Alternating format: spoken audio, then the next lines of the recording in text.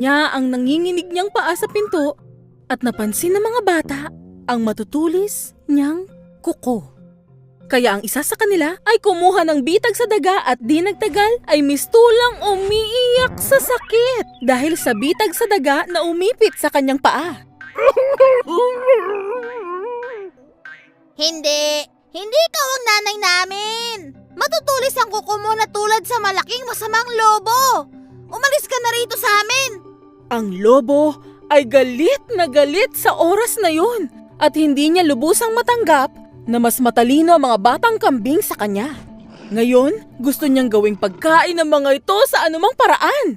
Kaya bumalik siyang muli sa kanyang kubo, kinuha ang panggupit ng kuko at nagputol ng mga kuko. Pagkatapos ay kinikil niya ang mga ito ng mabuti upang hindi na maging matulis o matalas. At muli, bumalik siya sa kubo ng mga kambing.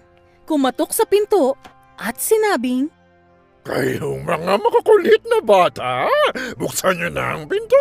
At kung hindi, kayo ay talagang siguradong mapapalo ko na kayo. Ipakita mo ang paa mo, nanay. ibinaba niya ang kanyang paa mula sa guwang ng pinto.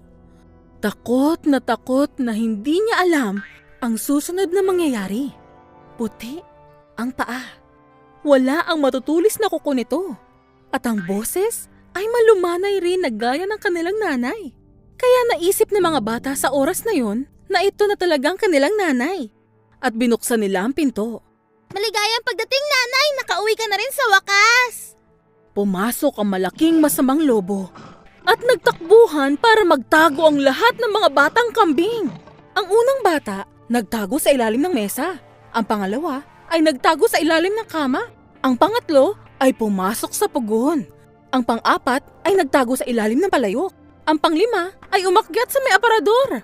Ang pang-anim ay tumakbo sa ilalim ng labahan at ang panghuli ay nagtago sa mataas na orasan. Hinuli ng lobo isa-isang mga ito at kinain lahat maliban sa pinakabunso na nasa may orasan.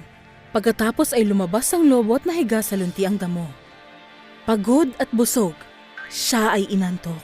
Di nagtagal, siya ay mabilis na nakatulog. Nang dumating ang nanay na kambing sa kubo mula sa gubat, natagpuan niya na ang pinto ay bukas at wala ni isa sa kubo. Ay nako! Bukas ang pinto! Anong nangyari dito? Ang mga mesa at upuan ay wala sa kanilang pwesto.